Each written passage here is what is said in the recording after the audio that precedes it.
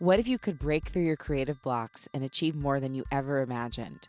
How can structure, when it comes to your creativity, actually free you? Today's guest brings insights on pushing artistic boundaries, overcoming self-doubt, and finding inspiration in unexpected places. Welcome to Unleash Your Inner Creative with Lauren LaGrasso. I'm Lauren LaGrasso. I'm a Webby Award-winning podcast host and producer, singer-songwriter, public speaker, and creative coach. This show sits at the intersection of creativity, mental health, self-development, and spirituality, and it is meant to give you tools to love, trust, and know yourself enough to claim your right to creativity and pursue whatever it is that's on your heart. Before we get into the podcast, I do want to remind you that Unleash is nominated for a Webby Award. It would mean so much to me if you take 2 minutes, it literally takes under 2 minutes, to go and vote for Unleash in the creativity and marketing category. You can find the link to vote in the show notes or on my Instagram profile, either for Unleash or for Lauren LaGrasso. Okay, now to the guest. Her stage name is Monelise, but her real name is Maria, and today I'll call her both throughout the interview.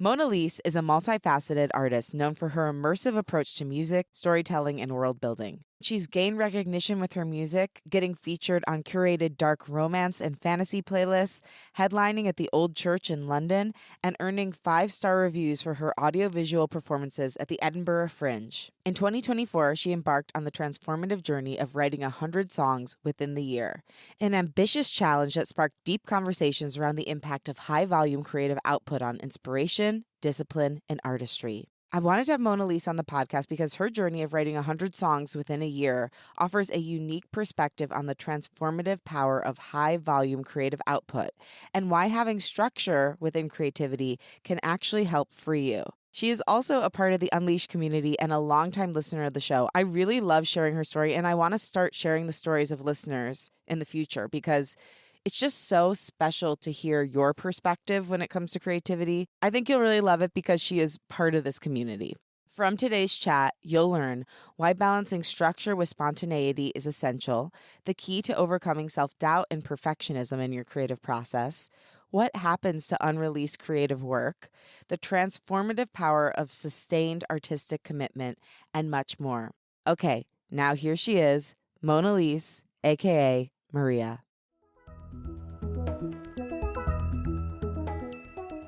Okay, Maria, aka Monelise, I am so excited to be here with you. You've been a longtime listener and supporter of Unleash Your Inner Creative, and you are an incredible creative and artist yourself. So thank you for being on the show and sharing about this really cool creative challenge you did. Thank you so much for having me. It's honestly been on my list, I think, since at least 22 to get the chance to speak to you on this podcast. I'm really a big fan. I think what you're doing is absolutely amazing. I'm really privileged to have a chance to contribute in this way. So thank you. Well, it's really exciting to get to talk to someone from my own community. And I just love what you did. I found it really inspiring. So you reached out to me and told me about the 100 songs in a year challenge you did, where in 365 days, you wrote 100 songs. And you did this because you wanted to get back into your creative essence, into your flow. You had been doing a lot of projects for other people and wanted to get back to your creative center and your creative home. And you reached out and pitched this idea and said this might be something that could help other creatives who are feeling blocked, who are feeling like they're not going after their creativity in the way that they once did because they're either working or they're working on other people's projects. So tell me about this 100 song challenge. Tell me the full story.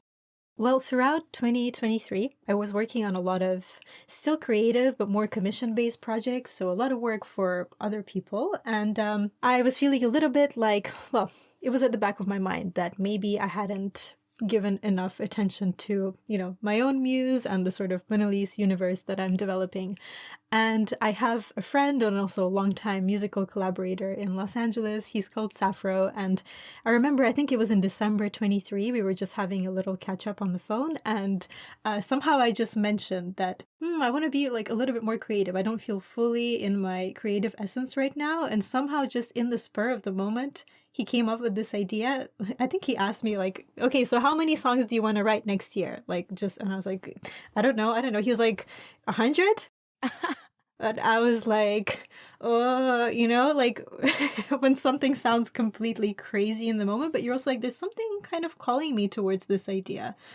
And I feel like in many situations in my life, it was following that little spark, even if it was, kind of illogical and crazy, that led me to some interesting results. So basically, on that phone call, we committed to do the challenge together. So in 2024, I would write my 100 songs, he would write his 100 songs, and we would also be each other's accountability partners. So, exchanging demos, and we set up certain frameworks for ourselves too, to make sure that we got this, mammoth rolling, because that's a lot, 100 songs. Yeah. What was the journey like? Were there any times you wanted to stop? And how did you keep going through those? There were moments when I wanted to stop for sure, and I feel that it was actually quite critical to keep going, particularly in those moments, because I feel like when you overcome that resistance, it's like a new layer opens itself up.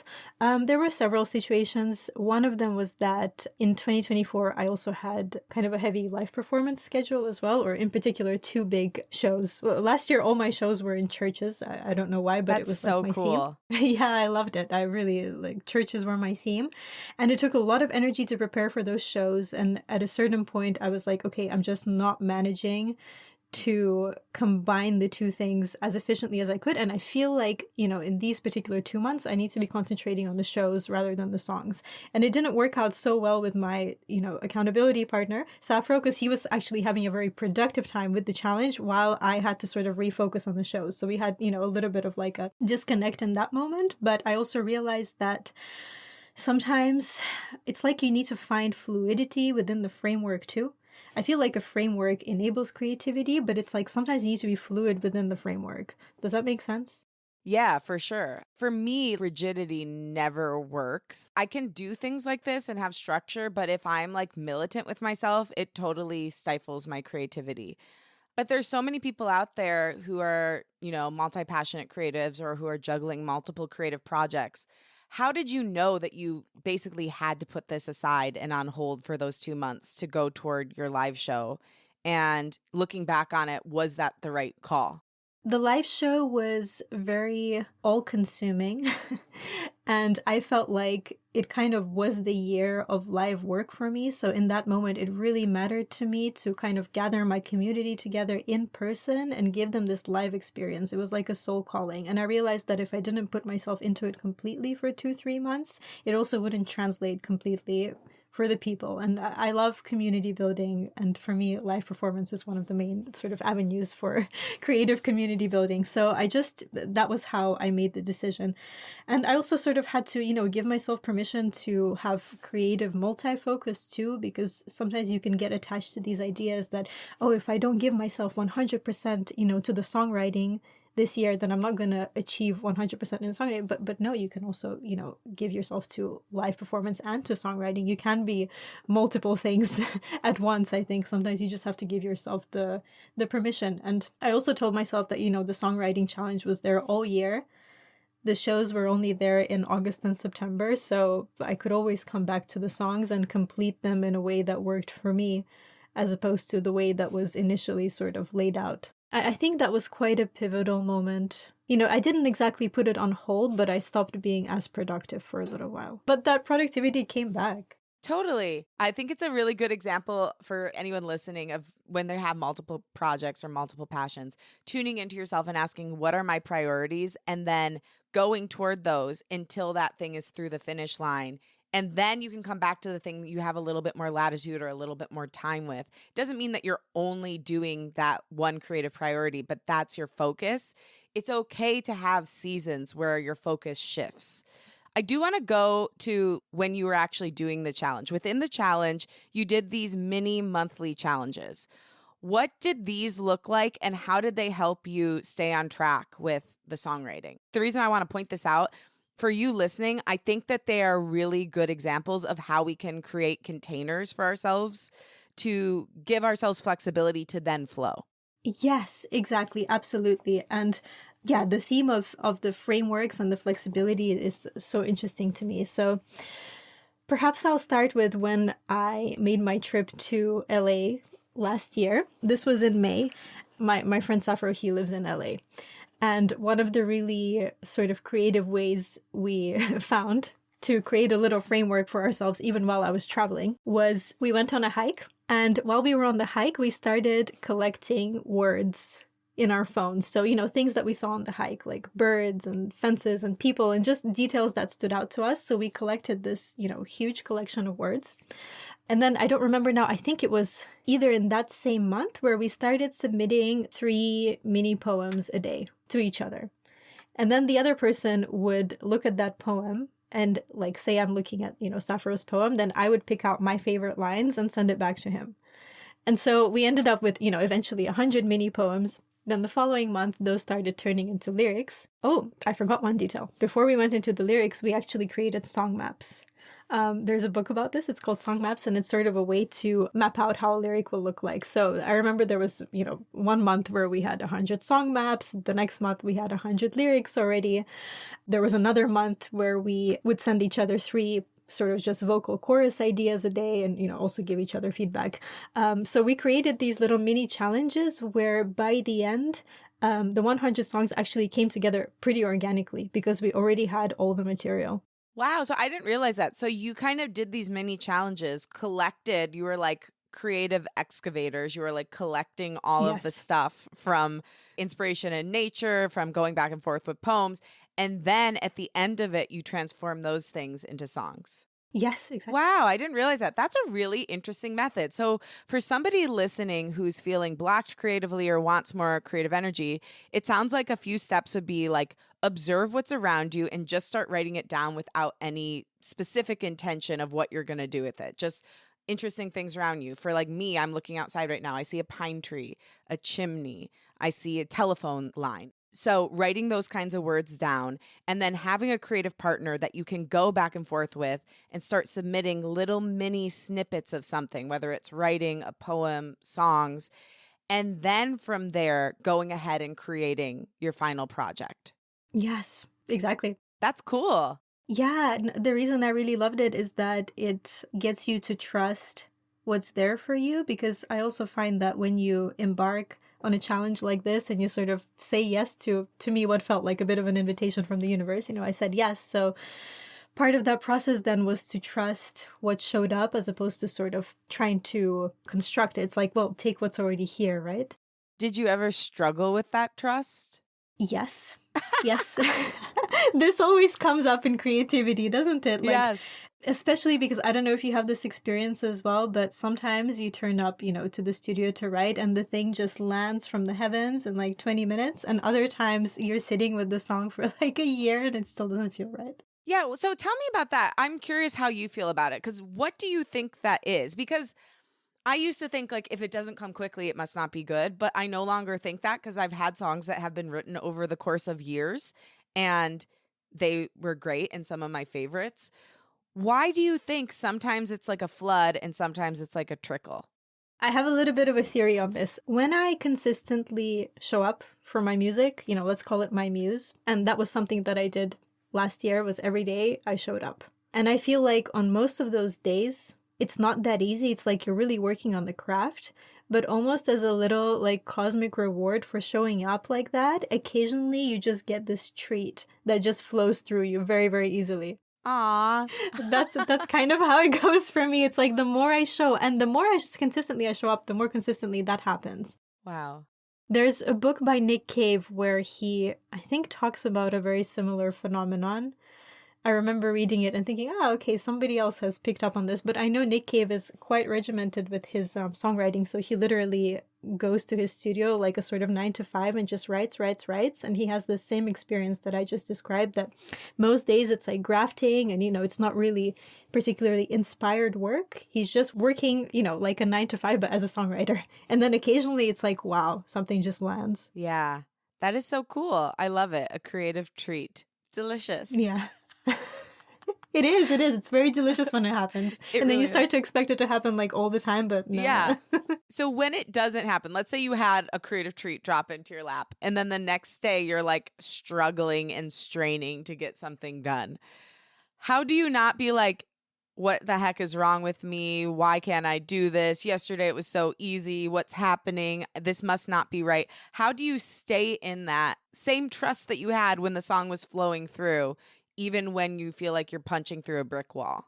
I think inevitably you will feel like that sometimes, and that's okay. But something landed in my lap while I was in LA last year that helped me a bit with my mindset. And it was a book by David Lynch. I'm a big fan of David Lynch. I think it's called Finding the Big Fish. Okay. It's a selection of vignettes from David Lynch about his creative process and how he looks at it. But there was this concept that just really opened my eyes in there. And the way he describes it is like, so he compares songwriting like sitting, at a river with a fishing pole. And he distinguishes between two different types of ideas. And it's like the surface level ideas are the surface level fish. But if you want to get to the deep level ideas, like something really, really profound, you have to sit there a little bit longer with your fishing pole and wait for the deep sea fish to just come to you. So whenever now something just doesn't come to me, or it feels like I'm forcing it, or, trying to mold it into something that is just not supposed to be, like, where it just doesn't land easily, then I'm like, okay, I just have to sit here a little bit longer. And how could sitting here a little bit longer look like? Well, it could look like just leaving the studio for the day and going, on a run or to do something else creative. It could look like sitting in the studio, for the rest of the day and seeing what shows up. It could look like listening to some music that's completely outside of what I would normally listen to. But the point is, like, you have to keep sitting there with your fishing pole, however that looks like for you. And eventually the fish will come. There is a deep sea fish in there somewhere. That's such a good lesson for life in general, because I tend to be really impatient. And when something doesn't produce itself right away, like the space between knowing what I want and getting what I want feels so fucking intolerable to me. It's very difficult for me to deal with the discomfort of the in between. And I also have to know, like, sometimes I'm not going to want to fish. I'm thinking more about other life things, not creativity right now. But like, you have to know too when, like, some days you're not down for the journey of a deep sea fishing expedition, and be honest with yourself about that. Like, maybe you just want a quick surface fish. And if that situation or person can't deliver that fish to you, then you may have to like move on with your life if the journey of waiting is too intolerable, from like a genuine place, not from a like pouting place. Yes. But yeah, wow, that's good. I'm going to be thinking about that in the weeks to come. Okay, I want to talk about, though, your creative partner, because you've talked about him with such like reverence, and that he has been so important to your process. Like, there's clearly like a really great, honest, and empowering working relationship between the two of you. How did you know he was the right one to partner with, and what should people look for in a creative partner for a project like this or anything? Good question, because this is a long haul project. You're gonna have to be in contact with, of course, unless you're always allowed to change creative partner if you want to. But let's say you stick with your accountability partner that you found for yourself. Yeah, it's a long haul project. You're gonna have to be with them for a while. They're gonna be a witness to your creativity. So I would say, multiple things to look for. But a huge one for me is, what does your gut say? Is this the right person to accompany you on this journey? Two, for me, we had previous working experience together. So I already had that kind of verified proof that, I can work with this person. I enjoy working with this person. They're honest with me. They push me just enough. If it's too much, you can always work those things out. But I think it's important that we already had experience working together. Another important aspect is we have very similar goals as well. Similar kind of things that drive us as artists, as songwriters, as musicians. So maybe that's a very important one that I hadn't even considered is, when you have a similar sort of North Star, that can help a lot because, yeah, you kind of motivate each other in just the right way. Yeah, I think that's so important for anything in life, whether it's your creative partner, your romantic partner, a friend. Like, if you don't have the same vision for your life and intentions, like, you can have very different ways of going about getting the intention. But if you two can't agree on the reality of like what your vision is, then you will always butt heads and always be in conflict. There has to be a similar intention and vision for both your life and your work together. Whether it's your romantic partner, your creative partner, a friend, a family member, if you don't have the same version of reality and vision for what the future can be, it will always be a battle. Yes, absolutely. That's so true. And I love, you mentioned that you had already worked together. And I think Yes. before embarking on a big year-long project like this, that would be a really important thing, because you can love someone and admire their work, But again, if you've never had that experience, to commit to a year of creating and doing something quite vulnerable with that person, vulnerable and also difficult, like you would need to have a prior work experience. And so I think that's a really important part for anyone listening, being like, I want to do this. Someone you've worked with, even in a small capacity, is probably a good candidate for this kind of partnership. Oh, yes, definitely. And I even have a very practical example. So we actually had done a mini challenge together before too. I think it was December 22. We did like 20 songs in 20 days in December. Very different experience, but great for checking, if it's sort of a good match That's or so not to do good. like the long haul with. Yeah. So do a test run first. Yes, exactly. I love that. And then, okay, so tell me, from this, you wrote 100 songs. Yes. Did you write them all together, or some of them just yours and just his? So in total, it was 200, 100 of mine, 200 of his. Oh my gosh, you two are beasts. That's amazing. So are you actually going to release these songs? Yes. So I'm having a real full circle moment right now.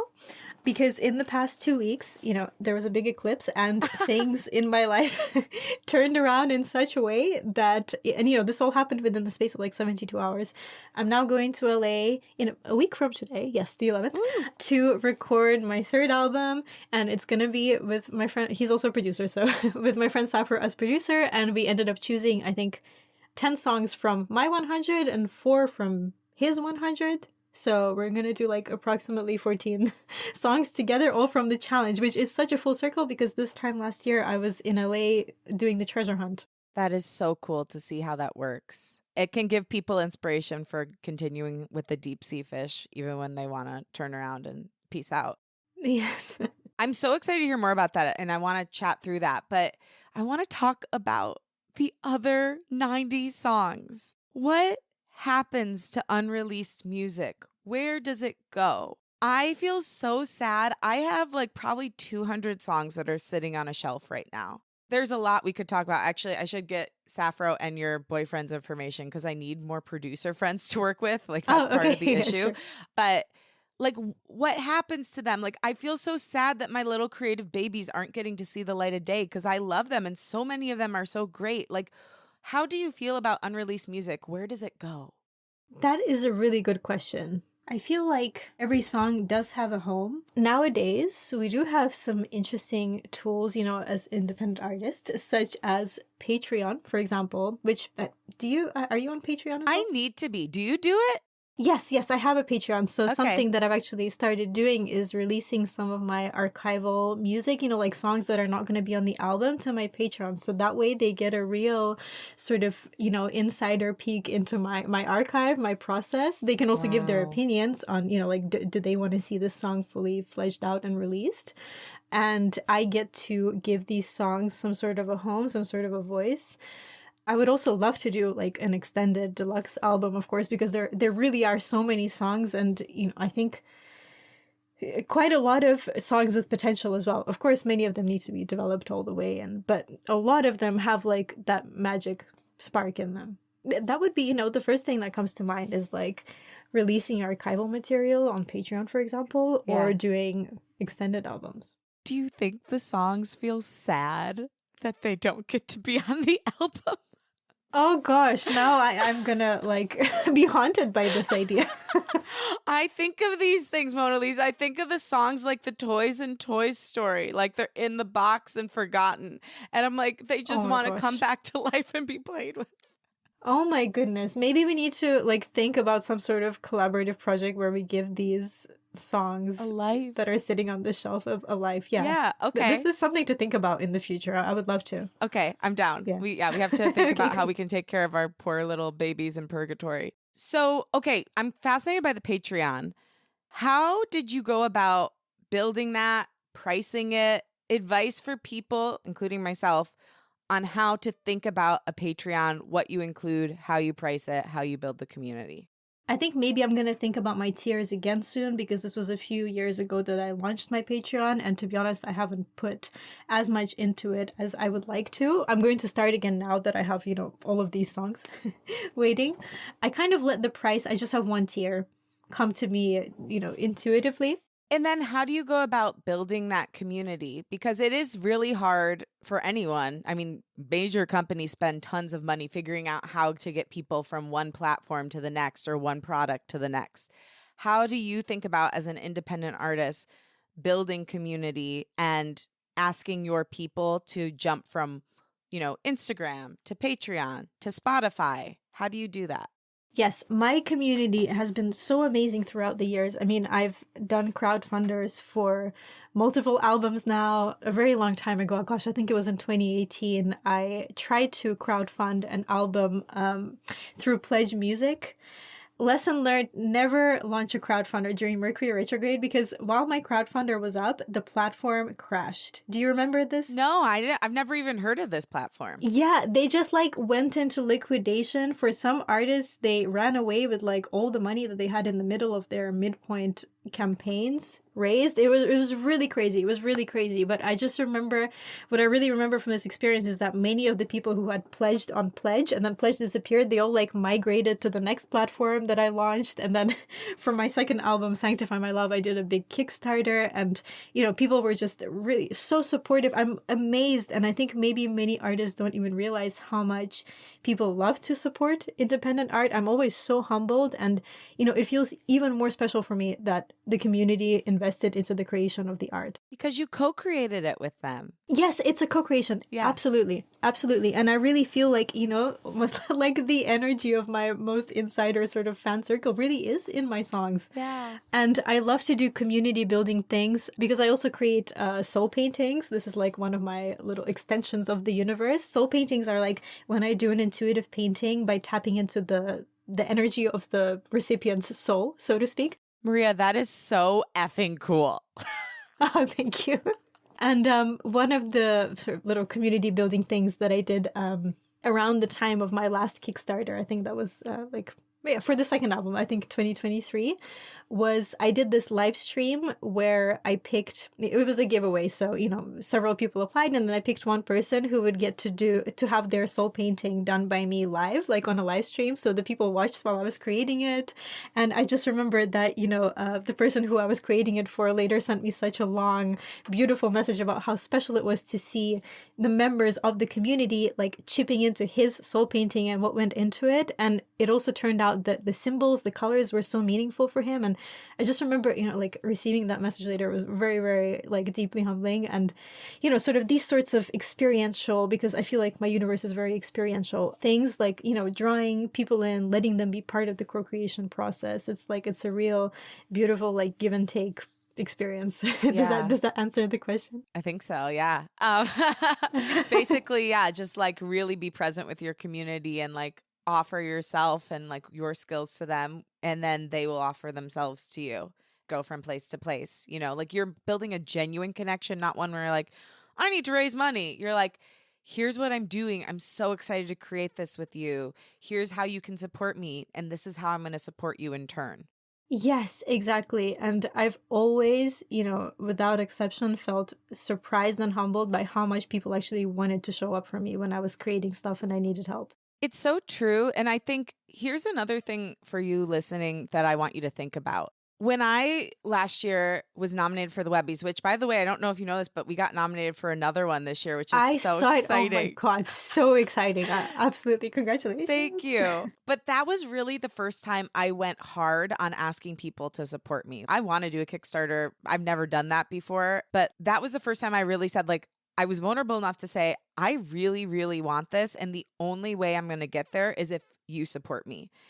And it was so amazing because in this weird way, I feel like I got to attend my own funeral because people showed up for me. I had no idea like how loved I was and how many beautiful people had been like supporting me and holding me all along. There were so many times in my journey when I thought, nobody supports me, nobody sees me, I'm in this by myself. Like by humbling myself enough to get vulnerable and be like, yes, I really want this and I can't get there without you. Would you help me? And the fact that people showed up for me in that big way where I was able to win the People's Choice Award over like multiple massive companies. It was just like, I really do say like, ask for help in your creative journey or whatever your journey is, because we shouldn't just know how much people love us when something bad happens. It's very beautiful to know how much people love us and we love them when something good happens too.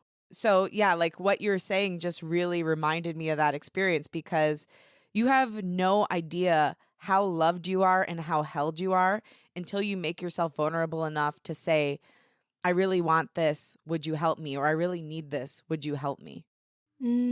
Oh, absolutely. Oh my gosh, I connect just 100%. And doesn't it make it so much more special when you know that the sort of victory came via you being supported by this community? That was the best part. It mattered more to me than the award. Like the award and the ceremony was nice. Like the only times I cried was when I realized that I did this because of the people that believed in me. So it's like even in this whole idea of the journey is the thing, isn't it? It's not even the destination, the award, the 100 songs. It's like the journey that got you there. Yeah. That's the most magical part. Yeah. So speaking of that, I asked you to share some of your top takeaways. And one of the things you said was the journey versus the inner reward, that the biggest transformations happen internally before they manifest externally.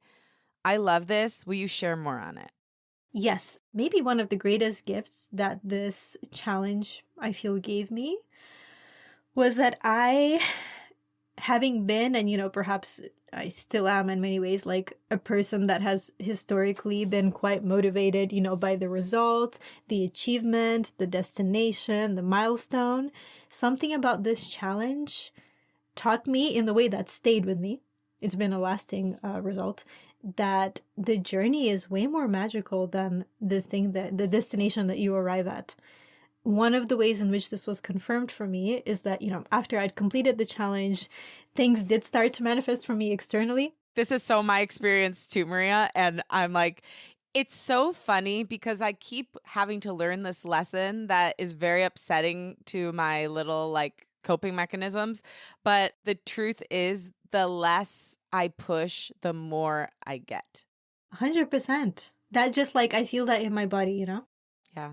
But so you were saying as you started like really embracing the journey, you actually started manifesting more. Yes, and also when those, manifestations came afterwards, I received them very calmly. My nervous system was like, yeah, okay, great, like this is nice. Like even though there were amazing manifestations, I was like, like nice. But the biggest achievement is still the fact that I went through this journey of writing 100 songs. It's almost like natural when the results start coming in afterwards. And I don't necessarily look at them as, as like results or direct outcomes. They might be.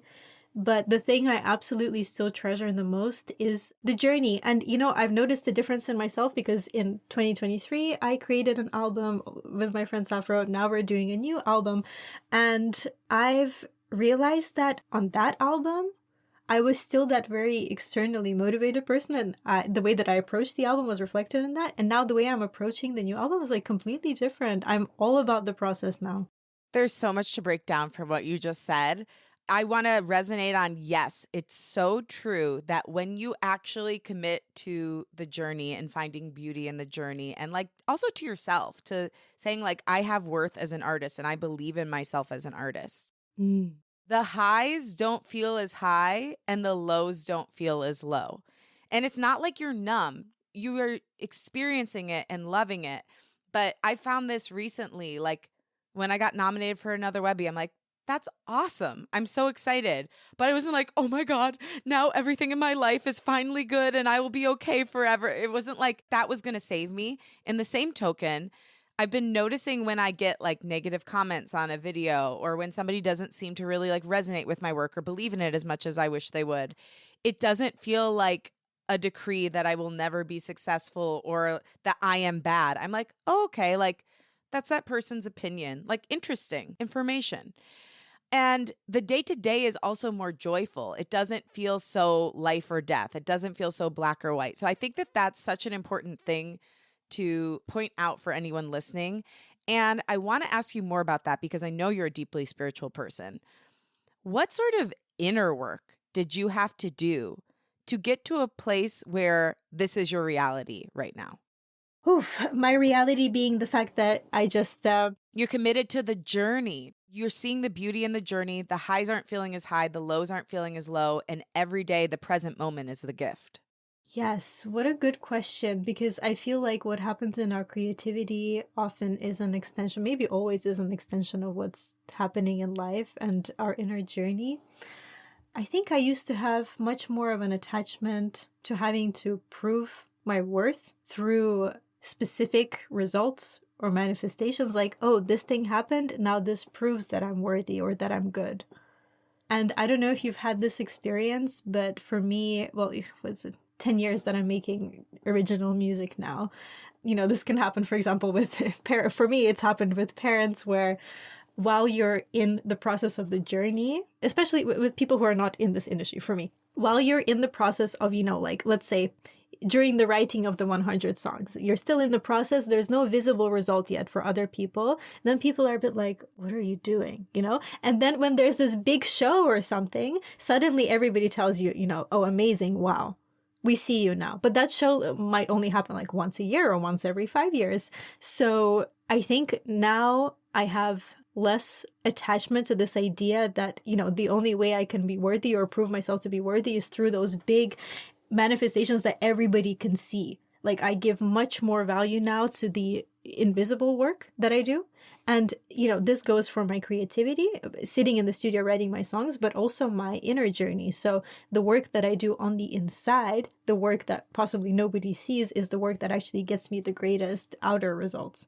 And now I have such a trust in that. Oh, wow. So, for someone listening, how can they start seeing themselves day to day? Because that's something I just heard you say is you're not so focused on other people seeing you. You're focused on turning the mirror toward yourself and looking at it and seeing yourself accurately and beautifully. Mm-hmm. For someone listening who's struggling with that, who's still very externally motivated, how can they start turning inward? I think as artists, or perhaps I should only speak about myself, is there's often some sort of like deep trauma around being seen. Mm-hmm. And I feel like sometimes the way to overcome that and to stop seeking validation and a certain way of being seen on the outside is to ask yourself, where am I not seeing myself? Like, which part of myself wants to be seen by me and or comforted by me or validated by me that I'm not validating, so I start looking for other people to validate me in that way. And, you know, usually they won't. If you haven't done it for yourself, then they'll keep mirroring that to you. Yeah. Or you'll get it and it will still feel empty because you feel the same way inside. Yes, exactly. Absolutely. Such great advice. Okay, this was another thing you said. Show up for your muse and it will show up for you. What does that mean and why? Yes, I think I briefly touched on this earlier, that I keep having this experience, or for me, it's been like a repeated pattern that, well, you know, we talked about that amazing feeling of when a song just lands and flows through you. But it's like, if you think of that muse or that inspiration, let's say as a person or as a best friend, why should it keep showing up that way for you if you only visit it like once a year or twice a year? Do you really want that, you know, beautiful experience with that person? If it's like, if you're never giving to them, why should it keep giving to you? So that was kind of how I started to see it, that the more I come here and, you know, either actively work on the song or just wait for it to land, let's say through meditation, the more it's gonna come. It's like a friend. Or Wow.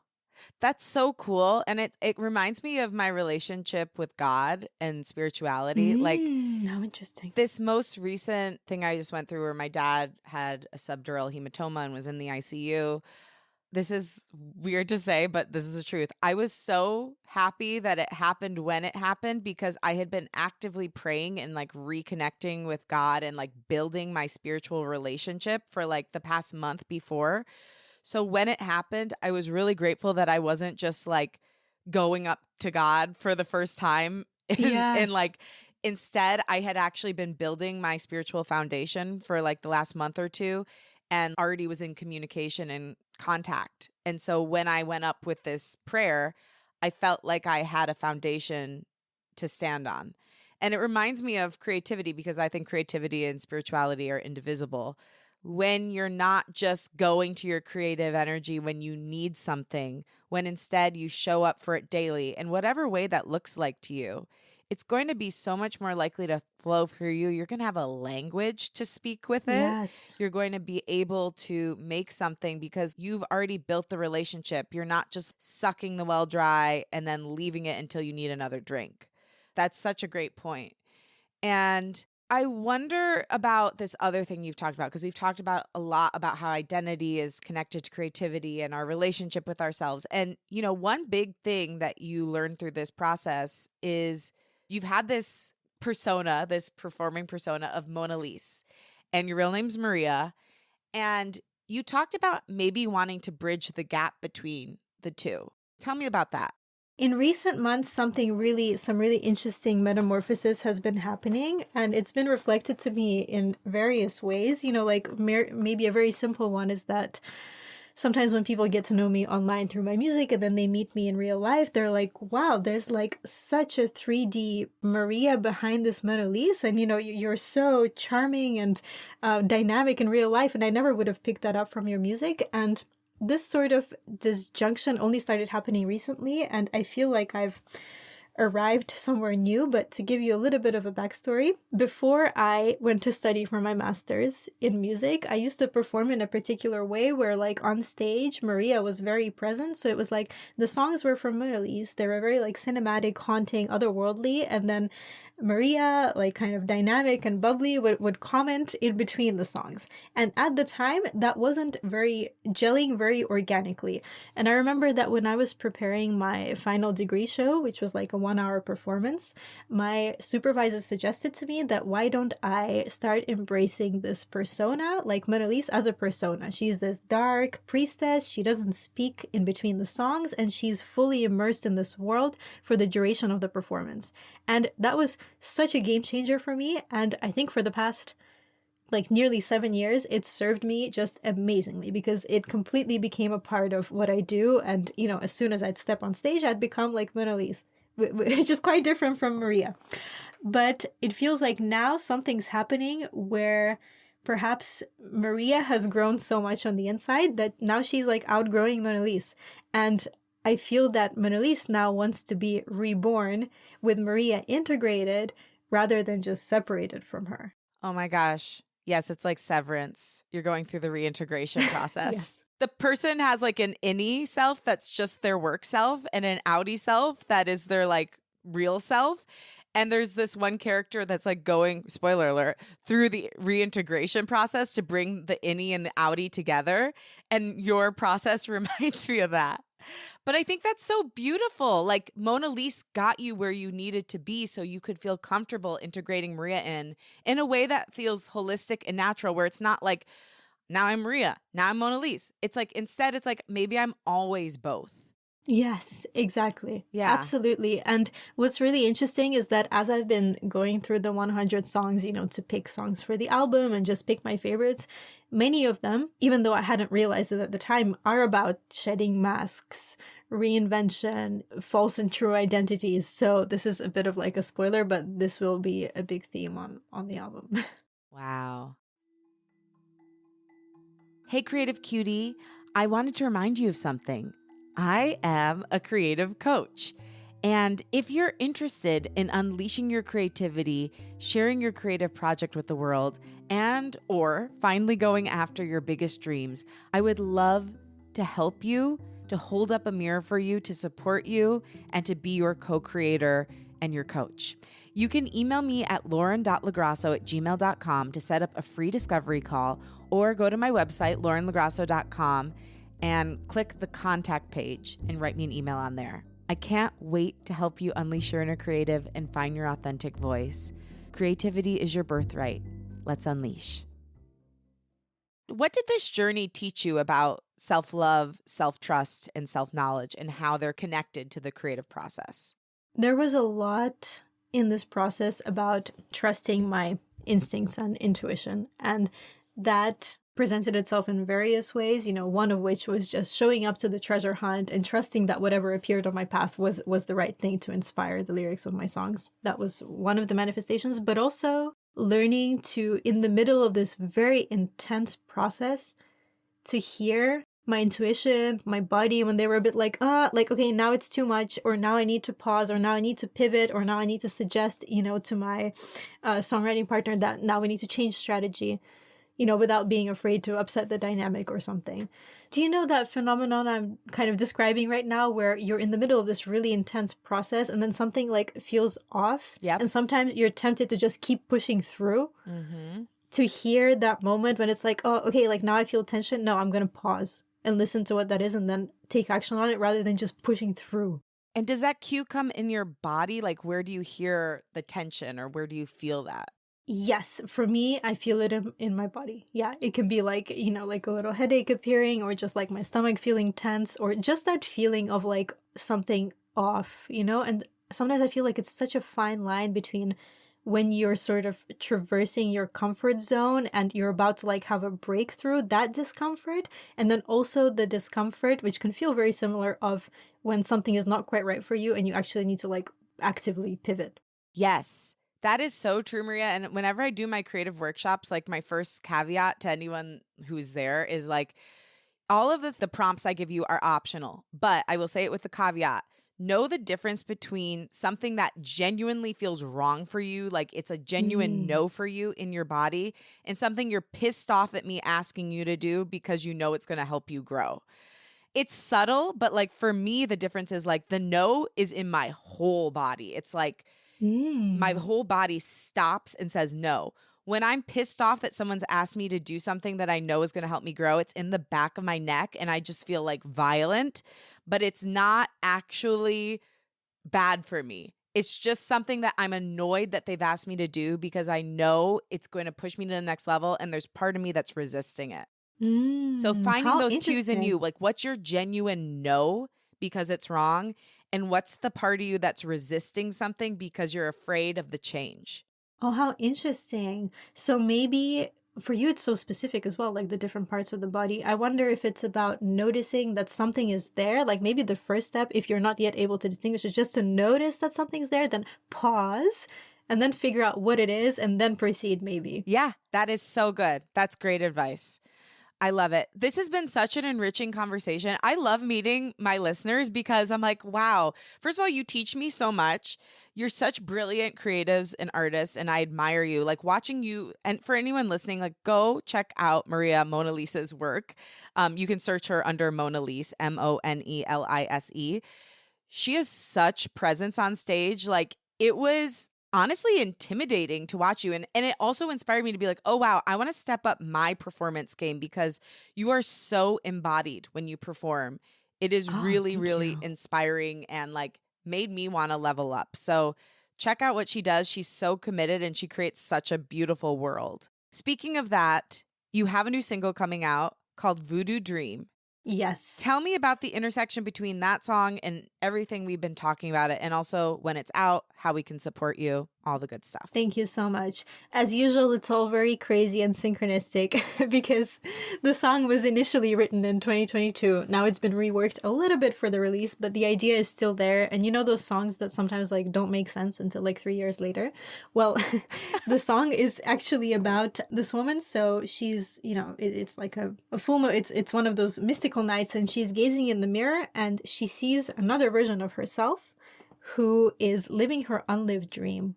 And she's like, she sees this and she's like, you know what? I'm no longer gonna not live my dream and just watch this other parallel self living it. I'm gonna claim it now. So she does this sort of like ritual where she becomes one with this woman who is living the dream, and then they merge. And yeah, so it's like the perfect portal into my next album.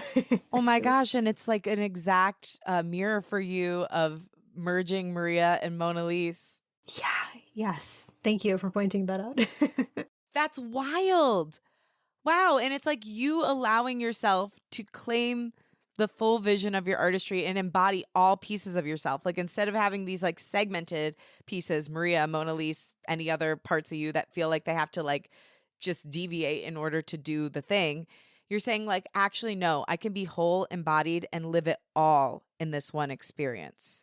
Absolutely. Yes. Wow. Yes. No, thank you for framing it like that. So many questions and observations you made today kind of like led me to a fuller realization of what I've lived because of the way you framed the questions and made your comments. I'm like, wow, now I have a more 3D understanding of this process. So thank you. Thank you. No, you've really influenced me. And I think there's a lot I'm going to take away from this. I know there's so much that our listeners are going to take away. And I just love that you are part of the creative community. It means so much more to talk with somebody about their journey who has been part of your journey as well. So I can't thank you enough for supporting me, supporting the show. And yeah, for you listening, go ahead, try a creative challenge, find that perfect partner. And remember, it is all about the journey. I hated it when people said that in the past, but you know what? It's true. It was a part of me that was pissed off because something was true, but I didn't want it to be true. It wasn't a whole body no. So yeah, commit to the journey, commit to yourself. And both Maria and I believe in you. And we love you. Yes, we do. Thank you so much. Thank you. Thanks for listening, and thanks to my guest, Monelise. For more information on Monelise, follow her at Monelise Music and find her music on Spotify, Apple Music, or wherever you get your music. Unleash Your Inner Creative is hosted and executive produced by me, Lauren LaGrasso. Produced by Rachel Fulton, with music by Liz Full. Again, thank you, Creative Cutie, for listening. If you like what you heard today, remember to rate, review, and follow the show on Apple Podcasts, Spotify, or wherever you get your podcasts. Share the show with a friend and post about it on social media. Tag me at Lauren LaGrasso and at Unleash Your Inner Creative, and I will repost to share my gratitude. Also tag Monelise at Monelise Music so she can share as well. My wish for you this week is that you consider doing some sort of creative challenge yourself. Whether it's a huge one like Monelise did or a mini one, make the commitment to yourself and do it without worrying about perfection. Just get the creativity out there. These steps forward will help you unleash. I love you and I believe in you. Talk with you next week.